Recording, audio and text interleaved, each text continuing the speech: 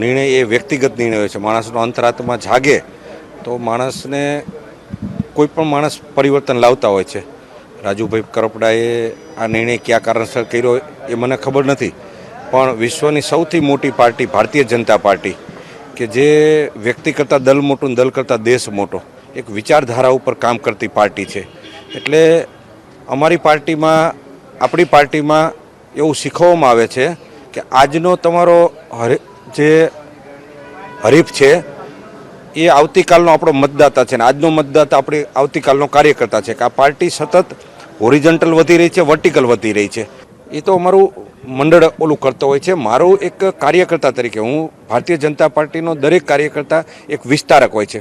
હું વિસ્તારકની રૂએ દરેક માણસને, આજે મતદાતા હોય, બીજા કાર્યકર્તા હોય, તો એને રાષ્ટ્રવાદી વિચારધારામાં જોડવાનું દરેક વિસ્તારકનું કામ હોય છે. એ વિસ્તારકના નાતે હું દરેકને ભારતીય જનતા પાર્ટીની વિચારધારાને જોડવા માટેનું મારું ઇન્વિટેશન હોય છે. ભારતીય જનતા પાર્ટી કોઈ વ્યક્તિ નથી, એક વિચારધારા છે.